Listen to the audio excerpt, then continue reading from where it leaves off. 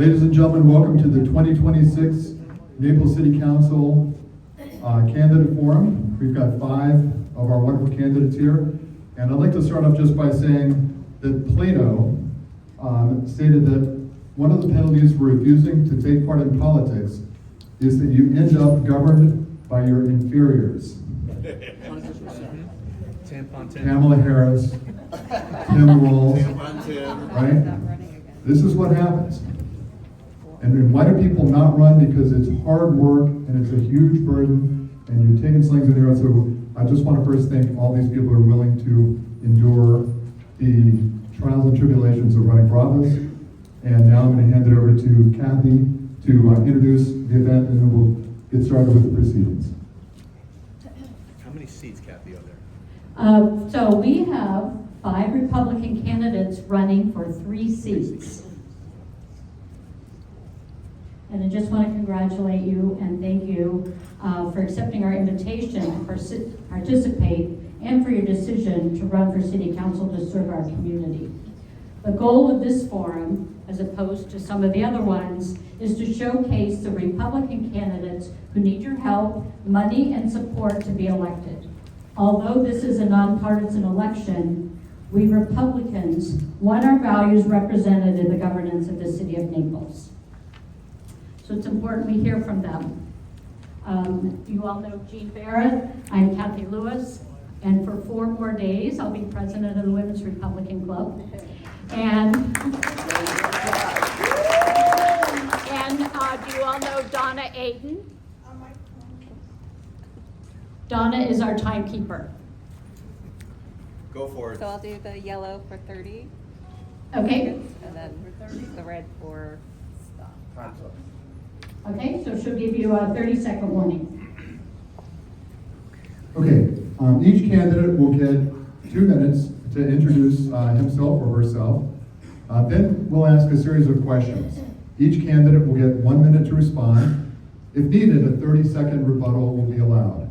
Each candidate will be given another 1 minute for a closing presentation. So what we'll do is we're going to start off and let the candidates introduce themselves again for 2 minutes.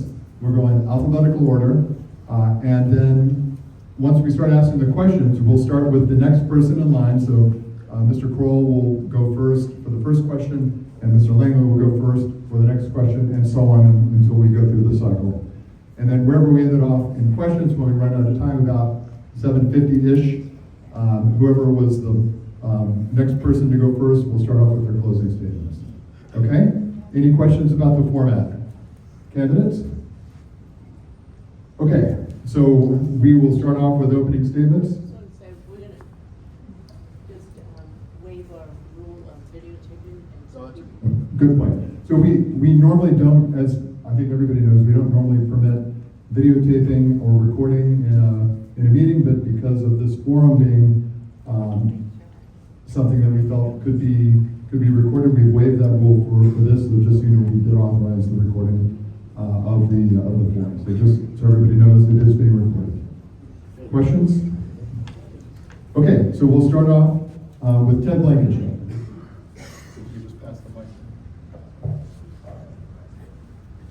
Hello everyone, my name's Ted Blankenship. My wife is here with me, Angela. We've lived in Naples for 15 years. We have 3 kids. Our daughter, who is 25, works at NCH. We have another daughter who's 21, who's still in college. And we have a son in high school here who's 15. So we're covering our bases. I was on city council from 2020 to 2024. And we accomplished a lot during those 4 years. And I'm happy to see that the current council has continued to accomplish some things, but we still have unfinished business. A lot of the issues that were the reason I ran for office 6 years ago are still there. We still have water quality issues. We still have pressures from redevelopment within the city and from growth out in the county that we have to deal with. We have home rule issues. We have supporting our police issues, water quality, storm resiliency. We still haven't fully recovered from Hurricane Ian, and we know another hurricane is coming eventually. We just need to be prepared for it. We know we have infrastructure needs in Naples. millions of dollars worth of needs that we need to implement over the next few years to get ready for storms and just to handle our growth and handle normal life in Naples. I have a finance background, a business background. I was in business for over 30 years. I'm still a CPA. I was a CFO for 3 different companies.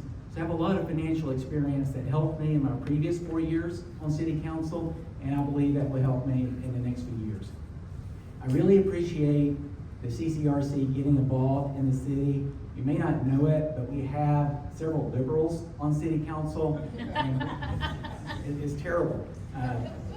Vice Mayor Hutchison and I have had to battle them on a number of issues, including the drag show, including tax increases, including trying to make Naples a sanctuary for the unborn.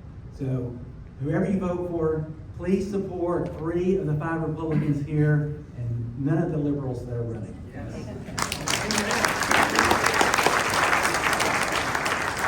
John Cole. Thank you for hosting this symposium, CCREC. I've been a member here for over 10 years, and I think I missed 1 meeting, so I've been very engaged in this whole process. Been a resident of Naples 22 years, raised my family here.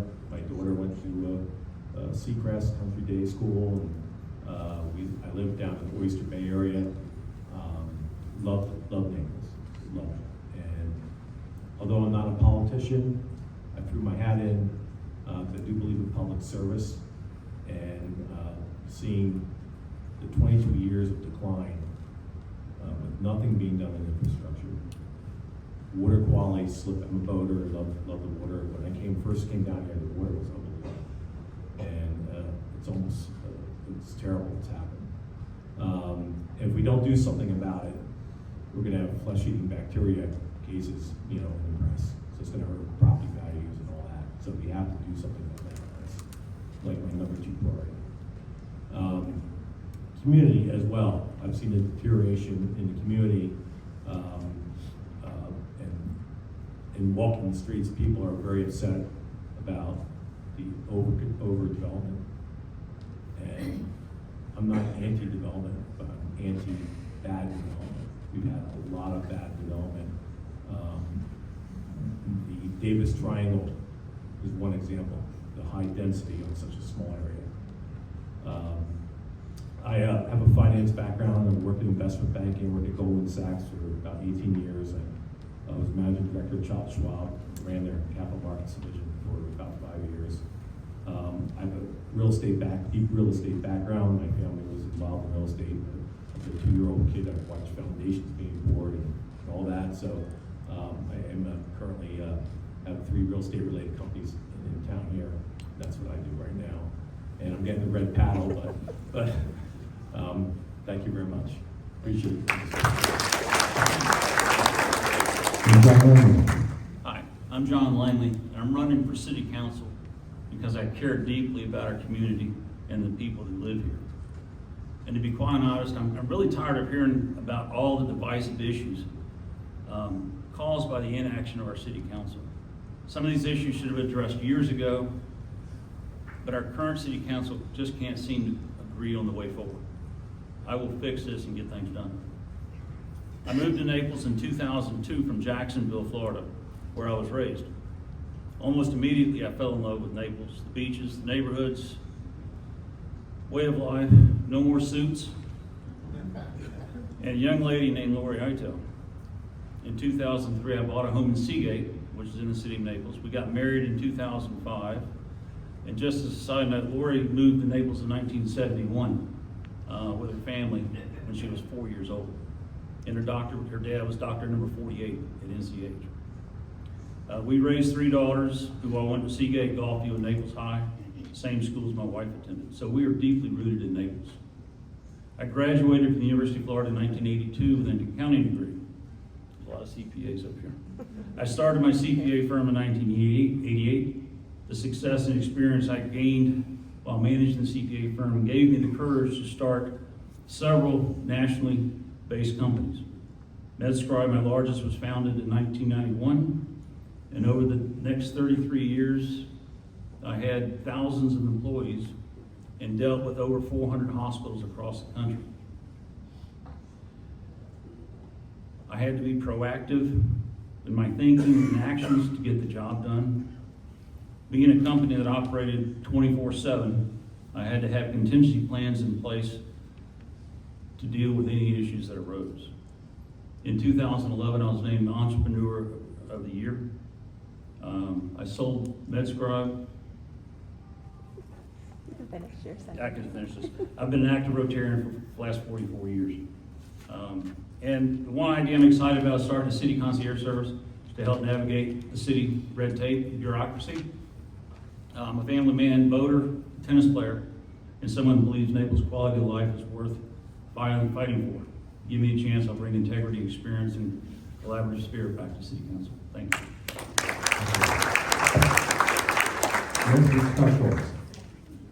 Thank you. John and Kathy, I thank you for putting on and hosting this event for everybody here. Many of you are not residents of the city of Naples, but as John and Kathy say, this is the flagship of the county. Sorry. Scott Schultz, born in Wyandotte, Michigan. Oh my goodness. Okay. I went to Michigan State University, graduated with a degree in journalism in 1979, was a press aide to the governor of Michigan as an intern in 1978, which got me in line to run for a school board position, to run for a state house position. And I got into the investment business and started at EF Funding Company in 1983, went to Merrill Lynch in 1984. In 1988, I was the nominee for the U.S. House of Representatives in Michigan, and was the Republican nominee, won the nomination, lost to an 18 or 16-year incumbent, then went on to become the district chair and then the county chair of the only Republican in Michigan history to hold a district chairmanship and a major county chairmanship simultaneously. And I did that because reapportionment was coming up in 1991, and we had 20 county commissioners, and I thought that was outrageous. It was 15-5, Democrat, Republican. After my plan passed, we had 13 county commissioners left, and 7 were gone. They went on to other things. I thought I got rid of Debbie Stabenow. I thought I got rid of Gretchen Whitmer. I didn't. They came back and did other things. I'm a teaching tennis professional, teaching pickleball professional since 1999. I've officiated a lot of tennis matches that very foul language. In any event, I'm here now. I'm a member of the Planning Advisory Board for the City of Naples, and I thank Vice Mayor Hutchinson for his vote for allowing me to do that. And I thank Dan Kowal, Commissioner Kowal, for appointing me to the Collier County Coastal Storm Risk Management Ad Hoc Advisory Committee, and served as the chairman of that until the Army Corps ran out of money. Thank you.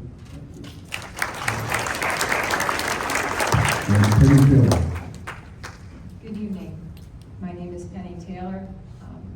I suppose the first question, you're looking at me and asking, why are you doing this? I want to run for city council because I care deeply about a city that I've lived in for 46 years. I've raised a daughter there, I've established a business. I served on the city council at the turn of the century, 2000 to 2010. I retired from that post as vice mayor. Then I moved to the county commission and I served there for 8 years. 2 years I was chair of that board. And in that period of time, I got to know Collier County, but I also really got to know my city. And I believe that Hurricane Ian has changed everything. It is the game changer. Because what it did is the city of Naples is really on the front row of storms. It's right there on the coastline. And if anybody looked and went through the city, which is what I did after Ian, you realize how devastating that storm was. We cannot build a safe, profitable, not profitable, but safe and welcoming city for the future if we don't take care of the infrastructure. And right now, the city of Naples in stormwater alone has $500 to $600 million of stormwater improvements that must be made to make us safe. And this council is alienating our partners. So I'm there hopefully to move it in a area where we build our partnerships and we take care of the future for our citizens and for our children. Thank you.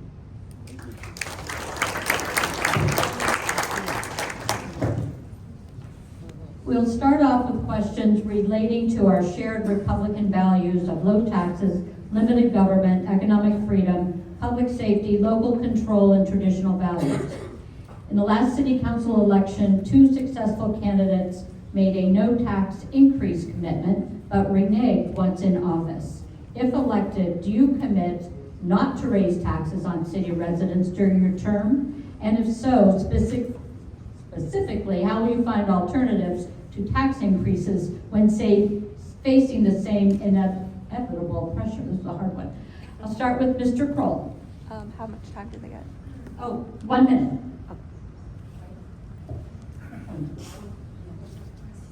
Go ahead, 1 minute. Mr. Cole, you're up. Hi. I am very fiscally conservative, so I've been that way all my life, and I would not be for raising taxes at all. There are other means that have to be addressed. The bidding process, how we bid projects. We mentioned all this infrastructure costs. There's different ways to do it that they're not doing it. I mean, if you did smaller bid projects, you have 20 people bidding on it versus a big project, you're gonna have 3 people bidding on it. So to break it up and save costs that way is one strategy. But there's other things that have to be addressed as far as budgeting.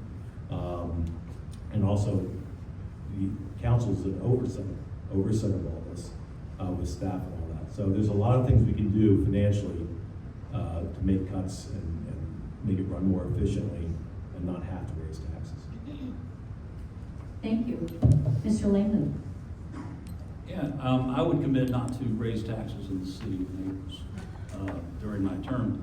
However, we need to start exploring other avenues, streams of income. I know the airport contributes $1 a year to the city of Naples, and they're willing to negotiate their contract, their lease, to contribute several $1 million. We just need to get the city council to do that. Parking. I think we ought to start charging for parking in the city parking spots. What I'm suggesting is instead of an annual beach pass, that we pay $50 for a 2-year pass that allows us to park. It's charged.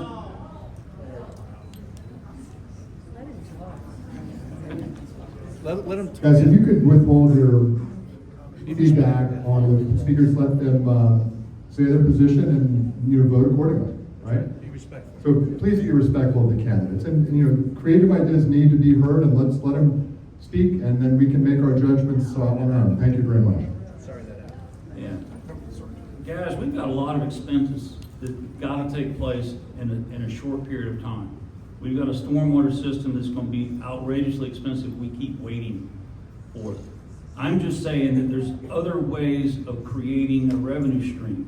The airport, I think 2-year parking passes to be able to park in downtown for $50, that's a deal. And let the county start paying their fair share. I think renegotiating the property tax split with the county, we get 13 cents per dollar, they get the rest of it. And we're the biggest source of revenue for the county. Thank you, Mr. Langley. Mr. Schultz? Thank you. One thing about Naples is I sure don't want Naples to be Miami West. I don't know anybody here who can say it like that, but I sure not want. The N word for me is never. Never is a really big 5-letter word. We don't know what's going to happen at any point in time, and so to limit your options in a fiscal emergency would be very problematic. I think that the last thing I would like to consider is a tax increase, but to say never is a really big thing. And when I look at it, the ultimate end game for the city of Naples is the residents. The residents have been frozen out of the process here for a long time by the special interest. And I'm a residents first candidate. That is my slogan and motto. I believe that the residents should have a say in how the city is run, why it's run the way it is, and how to improve it. I think city council does the best job that they can do, but we can do better. Thank you.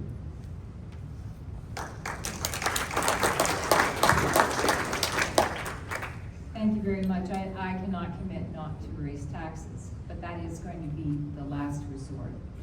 We are facing as a city a serious and we can always put it on the shelf. We can always put $500 to $600 million worth of stormwater improvements on the shelf. Never raise taxes, keep things the way they are until the next hurricane. And if anyone thinks there's not going to be a next hurricane, you haven't been here for the last 3 or 4 years. We have to prepare for the future, but raising taxes would be the last resort. Thank you. Mr. Blankenship. Thank you. My record speaks for itself. I never voted for a tax increase in my 4 years. In fact, the last 2 years, I believe Vice Mayor Hutchison and I were the only two who voted against the tax increase that our liberal-dominated council pushed through. The city has the luxury of experiencing very healthy property value increases. So we are getting increases in property tax revenues from value increases. We don't need tax rate increases. What we need to do is cut the wasteful spending. I already know where it is. I know admin staff that are not performing and are underperforming. I know our bid process is not working the way it should. I know change orders are being processed routinely and rubber stamped by council without the right type of review. There are lots of ways we can save money that we don't have to raise taxes. Thank you, Conrad. The second question is, although it's technically a nonpartisan election, many citizens desire to elect those who will uphold our Republican values. Faced with demands from the most liberal, woke, and corrupt Democrats, how will you vote on matters such as the performance of public drag shows where they can be viewed by children and approving zoning for abortion clinics and so on? We'll start with Mr. Langley. Can I get you to repeat? The question is, if elected, you will be likely facing pressure from Democrats to allow things such as drag shows in public and the approval of abortion clinics zoning.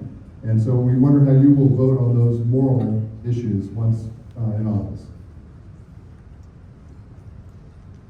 First of all, the drag show issue, I don't agree with it. I mean, I agree with the decision the city makes. I don't agree with the lifestyle. So I would be opposed to that in a public park. Actually, I would go back to what are the rules of who can use Cambier Park and who can't use it. To me, it's for residents. But I'm very conservative in my values. And, believe in the Constitution of the United States. I think City Council have gotten their ass in the crack with this gay Naples Pride, and now they're trying to step up security on Cambier Park, so that everybody gets charged the big security fees. They're trying to cover their tracks, and I don't know if they're going to be successful or not avoiding a lawsuit. But anyway.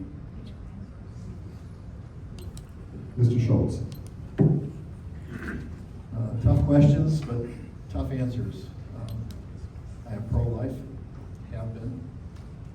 As far as sanctuary city, I don't think it's necessary. There are no zoning issues that I would support. I'm on the PAB now, and would not support any variances. Would not support any variances for anything like that. I think that at the end of the day, we have to be realistic about what city government can and should do. And the scope of what issues come before us, I think, need to be considered and reflected upon. But at the end of the day, a conservative is conservative. And it's pretty hard for me to change my spots after all these years, so I think that would be a hard no. Thank you. Ms. Taylor? Thank you. I'm quite appalled by the show in Cambria Park with the drag show. I'm appalled by it. However, I will follow the law as someone sworn in to follow the law, the Constitution. I know it's being decided in the courts. I think it's still out there, and whatever that decision is, I will abide by it because it is the law. But personally, I think it's deplorable. And I would always follow.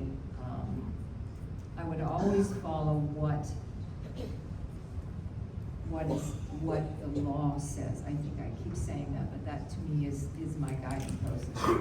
Thank you. Mr. Blankenship? Again, my record speaks for itself here. I opposed the drag shows vehemently before with Vice Mayor Hutchison, and I would do it again. I just think there's no place for drag shows in public places, but especially in a park where children are present. That's just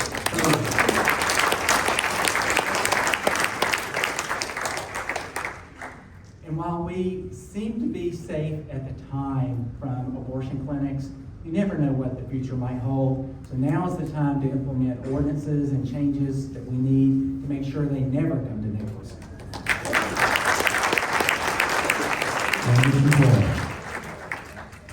Yes, I'm pro-life, and I'm opposed to any kind of display like that, especially near a children's park. We do have to protect the city too with this lawfare, but no city, every city should have control of their permitting process and what's allowed and all that. And the fact that we're going to relink, every city should have the right to say, no, you can't have that there. It's unsafe. You could have it in this enclosed room or something. So these are things that has to be presented. In the end, there's the First Amendment, and we have to protect the city financially from this. So we got to be smart in how we handle this. But no, I'm not in favor whatsoever.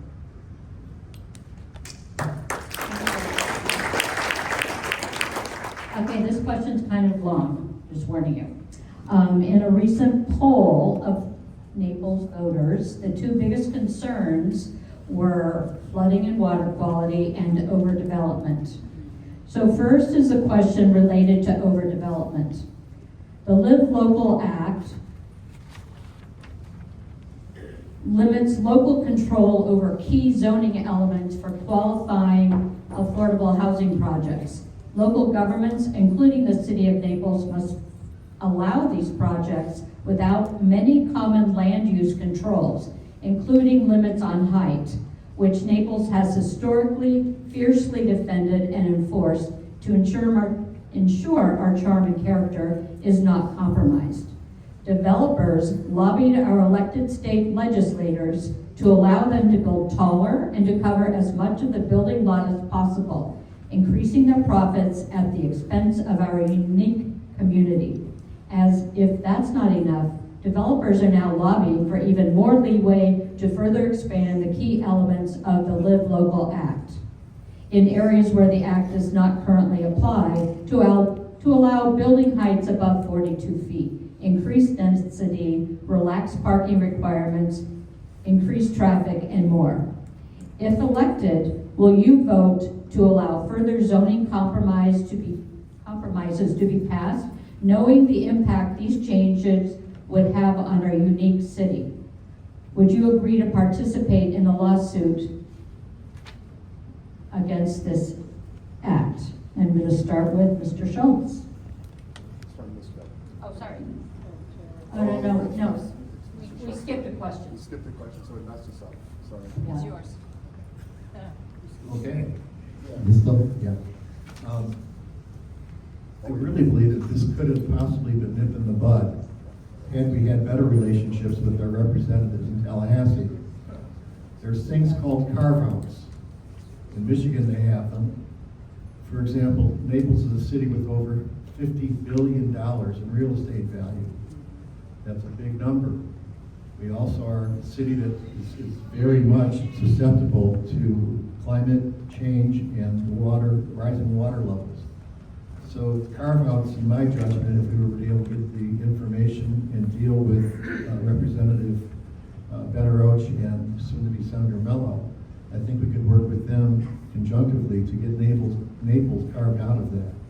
And that would be my first goal, is try to work with Tallahassee instead of suing them. If we have to ultimately file a lawsuit or be involved in one, you can never say never. That's my big N word again. But the first thing I'm trying to find a way is to reach consensus and agreement with those people that hold higher offices and represent us. So thank you for the question. I would agree with my colleague to the right. I believe that to jump into lawsuits is ridiculous, and it spends your money. It spends our money, taxpayers' money. Negotiation, develop relationships, develop a way to speak to these people. Don't jump the gun so quickly, and move in a way that is it's not kinder and softer, but it is definitely not as aggressive as jumping into a lawsuit. Mr. Blankenship. Thank you. I don't support zoning changes that protect Naples for what it is and the charm that we have, but I would take a totally different approach on this issue. Let's face it, Collier County has an affordable housing problem. We have people who work in the city who can't afford to live close to the city, and they're driving them from a long way away. I was fortunate enough to serve as the city representative to the county's Affordable Housing Advisory Committee for a while, so I was able to learn a little bit about what the county has been doing to address this issue.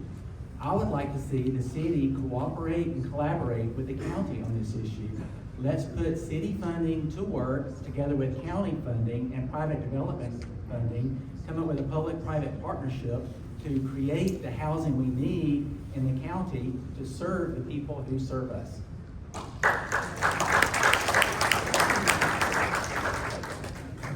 Codes are there to protect us. I volunteered to be on the code enforcement board in the city of Naples, which I'm chairman, and I spent a good 2 terms protecting, preserving the community. That's where comes my slogan is protect and preserve paradise.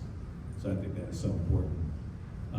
I think the affordable housing thing has to be addressed somewhere with the county, because I don't know about you, but when I started, I worked in Manhattan, and I couldn't afford to live in Manhattan, but I commuted, and it's a reasonable commute. And I think we can make it work where with the county there's plenty of space, but the city's built out. We don't have many options there. So that may be the most logical choice, to start looking into the county and doing something for them. Mr. Langley. I wouldn't support zoning changes unless it was for the betterment of the whole city. Like Scott says, never say never.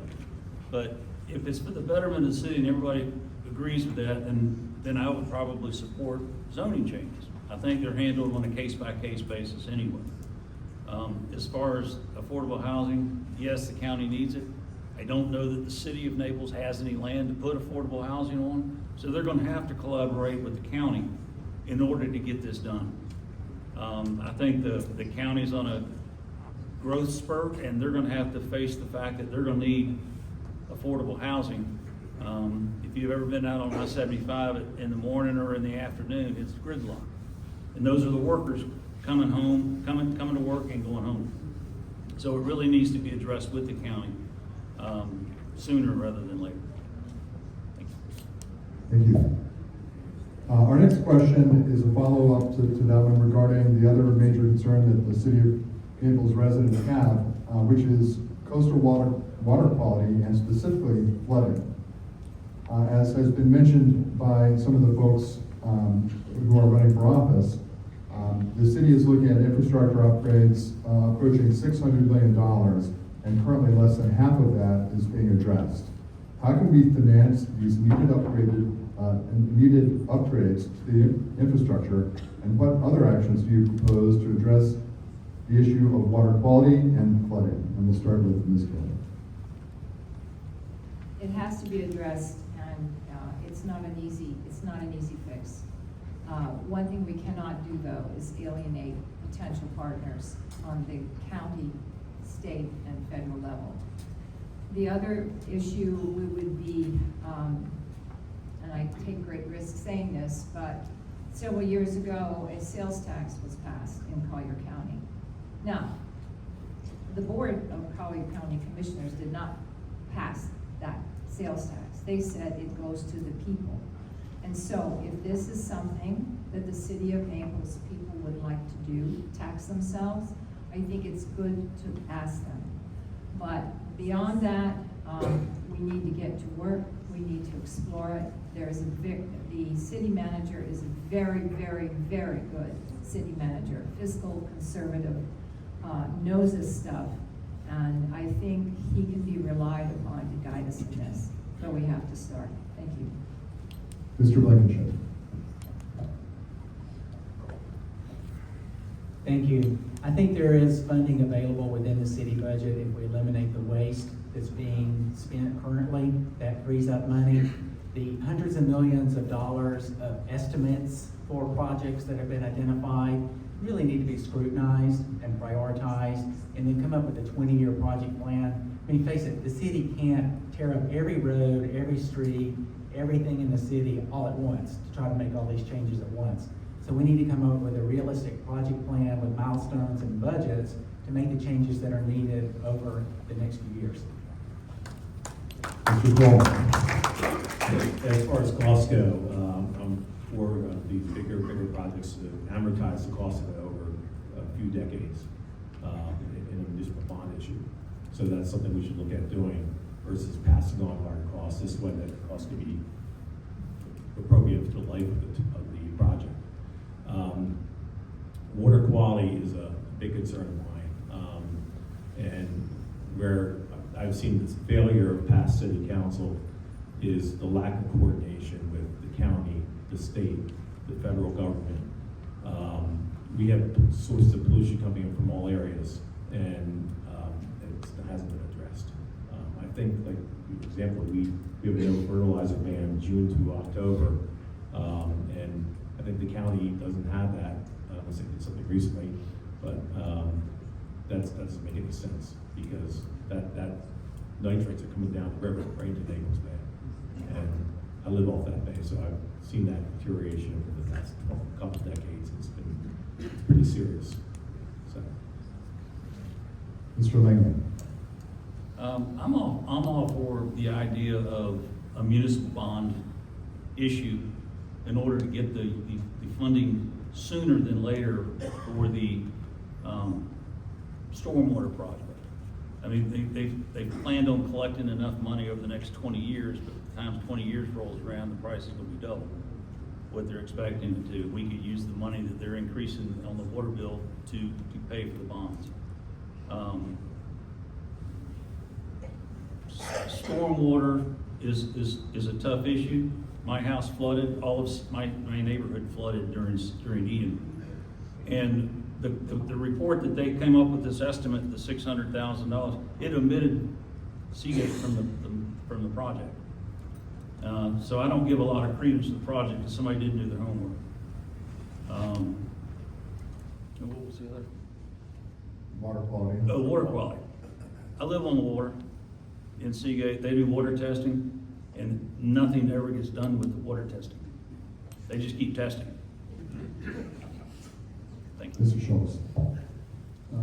Recently, we've been involved in a committee working with Commissioner Colwell's support, working with the Pelican Bay Services District to get the dredging done in Clan Bay. My wife Kirsty and I were here, and we live in the northernmost building in the city of Naples. And beyond me is Clan Bay, to the west is the Gulf, and to the right is where Mr. Lang lives, in Seagate, and then this Phoenician Bay. So we're very surrounded by water. And I think that we're able to get that dredging project done. It's done a lot to help things. We've also replanted the dunes and the mangroves in a nature-based way. Those types of activities are things I've been able to do without having an office. There is no current representative on the city council north of the golf course at the Four Seasons. Not one member. If this election goes a certain way, you'll have 3 residents of city council that live in Sun Terrace. The numbers are just wrong, so, thank you. Thank you. The next question. All cities in Florida are mandated by state government to prepare, adopt, and amend comprehensive plans per Florida Statute 163.3177.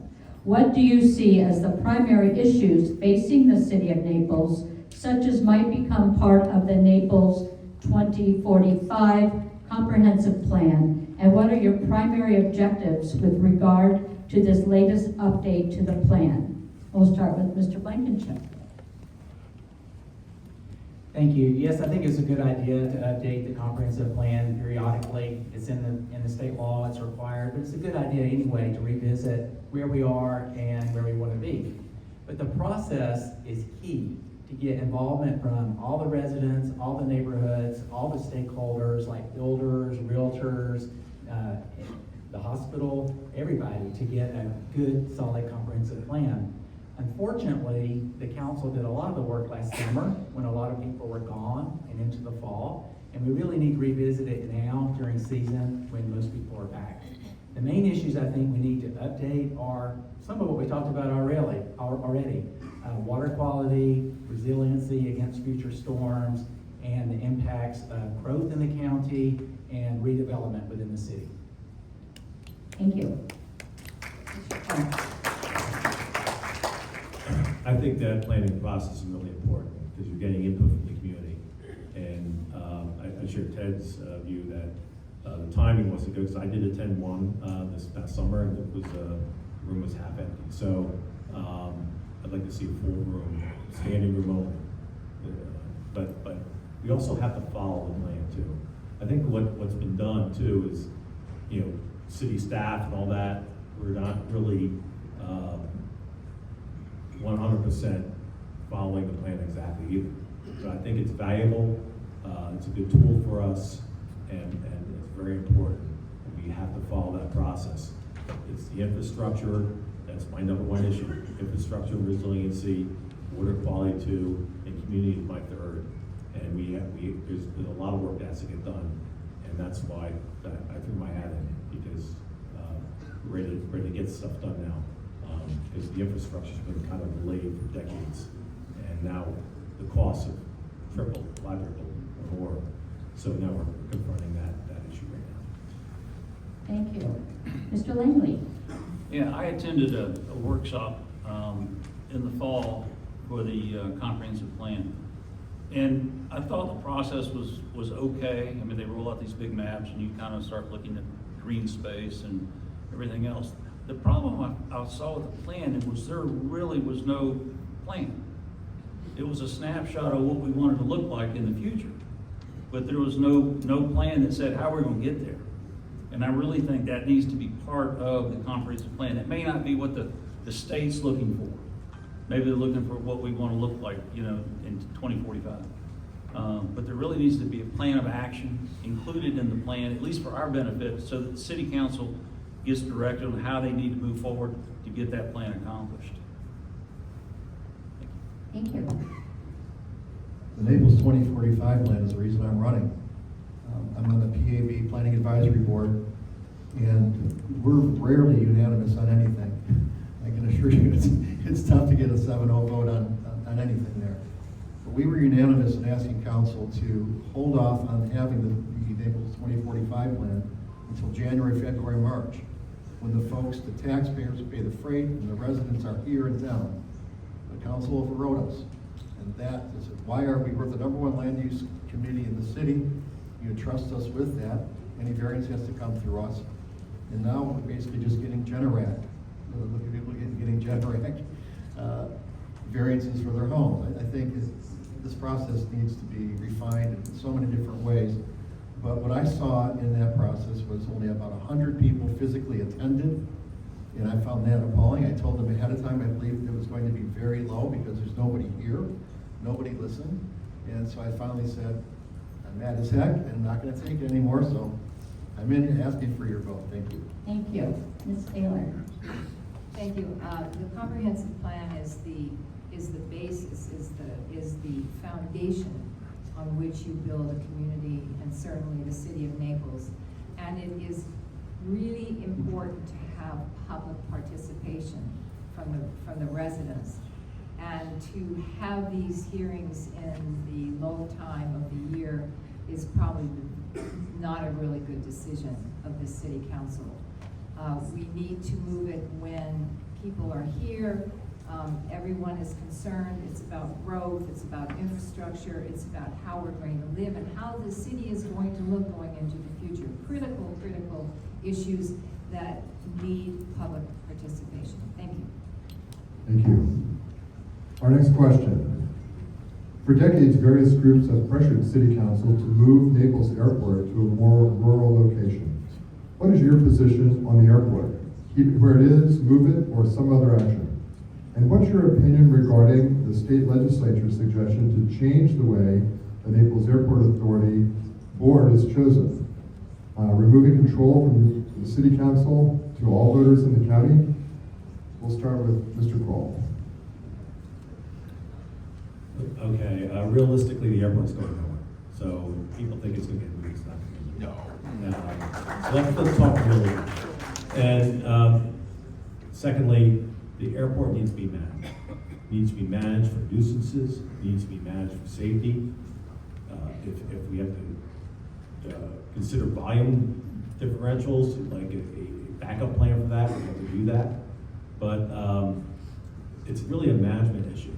And 100% home rule I'm for. I'm not for a power grab by outsiders to tell what a city asset, what we have to do with it. And if we lose home rule, we lose everything. So that is to me paramount. 100% behind home Yeah, I'm all for home rule too. I don't want the state to come in and tell us how we're supposed to do things. I was at the airport today meeting with Chris Brzezinski, and we went on a nice tour of the airport. And what he's telling me is that they really don't have a lot of control. The FAA controls most everything they do. They manage the airport, the facilities, the concrete, the runways, but really the FAA makes the rules as far as flight plans and planes, and they really don't have a whole lot of say-so in the matter. But I think there needs to be some coming together between the Naples Airport Authority and the City Council. Somehow they've lost their way, and they need to get back together. I mean, everywhere you looked at the airport, when you get back in there's the slogan they have is fly safe, fly quiet. Everywhere in the airport you look, even on the coffee machine. So they've really got their hearts in the right spot. I think we just need to get the collaboration between the city and the airport. As far as moving the airport, I don't think that's practical or feasible for the most part. I just don't think you're going to find that kind of property anywhere around the county that's affordable, that wouldn't be endangering any of the wildlife and the nature that we have here. So I don't think that's practical nor prudent. The Naples Airport Authority was appointed by City Council. There's not a member on the Naples Airport Authority that was not appointed by the City Council. So if you look at a problem, say, how do you fix it?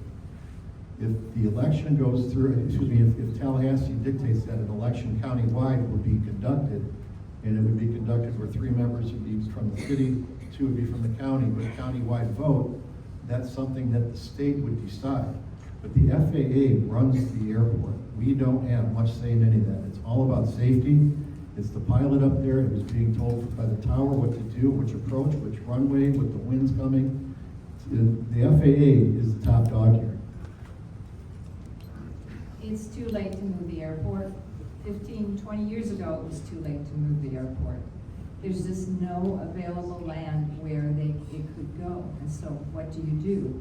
You work with the airport as it is. And I understand noise is noise. And I understand it can be overwhelming sometimes.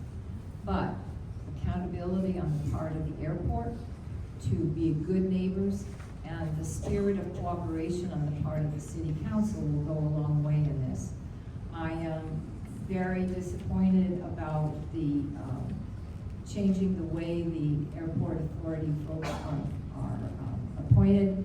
I am concerned about that going forward. I do believe, and I've heard this, that there might be an opportunity for negotiation if the city council wanted to negotiate. And it has a lot to do with extending the lease on the airport. That to me is hopeful.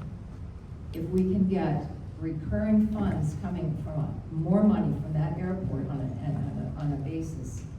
annual basis for 99 years, we go a long way. Thank you.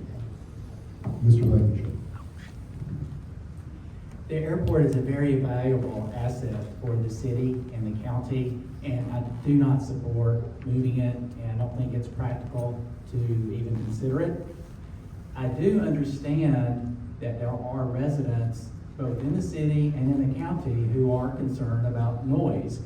And yes, they knew the airport was there when they bought their home, but volume has increased significantly since COVID, as all these high-rise, expensive, luxury condos and homes are being built, people are flying here on their private planes or using NetJets. So I understand the volume increase. The airport board does too. They are working on initiatives to try to manage and reduce the noise, which affect and impact everybody. I think this council should support them, encourage them, help them with their lobbying efforts with the FAA and other agencies in the federal government to make those happen. I don't support changing the way the airport board has been selected. It's worked for over 50 years. It's a good process. We just need a good council selecting good people to serve on the airport board. Thank you very much. That is all for our questions, because we want you to be able to summarize your platform and your vision for Naples. So you have 90 seconds for closing remarks, and we'll start with Mr. Langley. I think I didn't answer the question last time. The airport's not going anywhere. Okay. First of all, I want to thank you for listening and taking the time to be here. Naples is my home, and I'm committed to keeping it the wonderful place we all love. With my experience as a CPA, business owner, community volunteer, I know how to solve problems and bring people together. I'm excited to bring ideas like the City Concierge Service to make local government more helpful and accessible to everyone. I'll work hard to protect our environment, tackle flooding and traffic, and keep Naples thriving for families and businesses. I'm not a politician, never have been. Politicians blame someone else when things go bad and take all the credit when things go good. I'm just a concerned resident with lots of knowledge and experience the city needs. I have the time to dedicate to the city council and the desire to make it better. I'd be honored to earn your trust and your vote. Let's work together to make Naples even better. Please support me for city council and help spread the word to your friends and neighbors. And vote February 3rd. Thank you. Thank you. Mr. Schultz. Thank you all for listening. Mind can absorb what the bottom can bear. So I recognize that this has been tough to sit here and listen through it, but this is your only opportunity you may have to be able to watch and hear from us what we have to say. The only difference between you and me is there an opportunity. And we have obligations to give back to our communities. We can't just always take from our communities. As private citizens, sometimes you gotta suck it up, buttercup, and put yourself into it. I got angry enough when on the PAB where we're looking at variances all the time and different people that want to do different things. That's a good place to start. Having worked with the county was a very eye-opening experience where I got to go meet all the HOA presidents in the city of Naples before I started. I have a good working relationship with the county commissioners that I know, and I know them all. And I think that we need to start working to improve the relationships we have with the elected officials around us. We can't always just be an island to ourselves. So I would work very, very diligently to work with our county board of commissioners, with our state rep, our state senator, our congressman, and our governor. I think there's a lot of work that needs to be done on repairing some relationships. And if not now, when? If not this issue, what issue? And if not me, who? So I'm asking for your support on February 3rd. I need some volunteers, and I'm hopeful that I'll get some after this evening. And I need to make one comment. I was at an HOA meeting, and I was told to take this off. It's a crucifix. Yeah. And I was told that it makes me look too MAGA, too Republican. And straight away. And that's a Nanya. Where I come from, that's throwdown. So here I am, right here with you. Thank you. Thank you.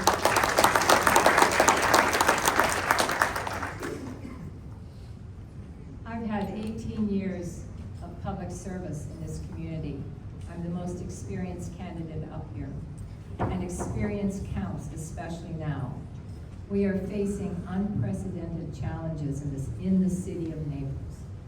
And you need a strong and seasoned person to navigate these challenges. If you think maybe not, look what the new people have done. Look what they've created on the city council. Look at the decisions that have been made in the last 6 or 7 years. We can run amok again, but we do it at great cost, and I don't want to see it. I will know what to do from day one. I'll hit the ground running, and I will work with people, and we'll make this city the great city it is going to be. We have to take care of the infrastructure. We have to take care of the people. Thank you. Thank you. Mr. Blankenship. Thank you all for being here. Thank you for being engaged. I appreciate you all getting involved in the city and helping us make it better. I'm running again to serve on city council to protect our piece of paradise. Hopefully don't have a learning curve. We have a lot of issues to address. Hopefully I can jump in and address those quickly. And I'd like to touch on what I think you can do to help us all out. First of all, if you live in the city, make sure you vote. There's no early voting this year. There's only election day or mail-in ballots. If you haven't requested a mail-in ballot for 2026, you have to again by state law. So make sure you do that so that you can vote. If you know people that live in the city, please ask them to get involved. Make sure they're going to vote. Ask them to display yard signs for me and my colleagues. Ask them to work the polls. Ask them to make donations to everybody's campaigns. Hopefully, we can make a real positive change for Naples and protect Naples from some of the liberal influences by electing, hopefully, me and 2 of my colleagues up here so we can get a Republican, conservative, dominated city council in Naples, the shining light of Collier County, the reddest county in the state.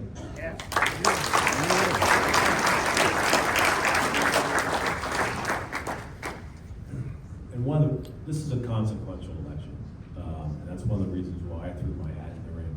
I'm doing a lot of other things in this, because I'm not a politician. I believe in public service and giving back to the community.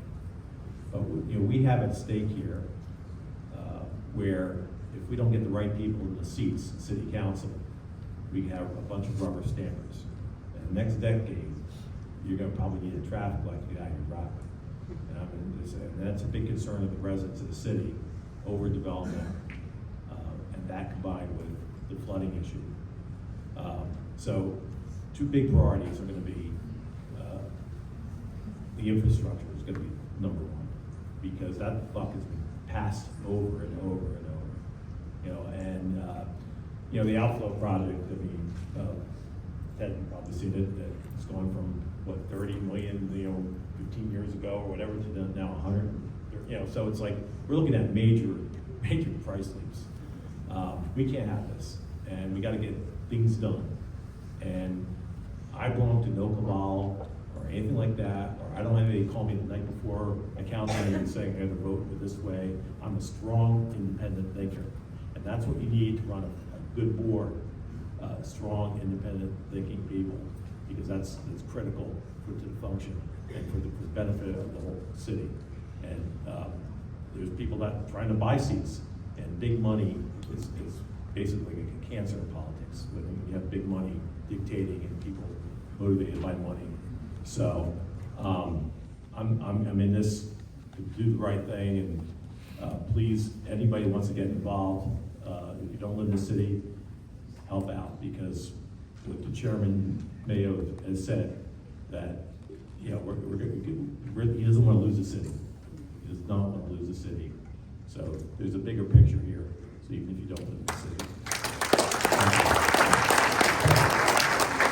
I'd like to thank our candidates. Once again, let's have another round of applause for all these people that put in their efforts and much time and money into thank you very much for your service. I'd like to also thank Kathy Lewis, my co-moderator, Donna Aiden, our timekeeper, and all of you who submitted questions. All these questions are from you, so thank you very much for the questions you submitted. And that concludes our candidate forum right on time. Thank you very much, ladies and gentlemen. Thank you to the moderators for keeping us on time.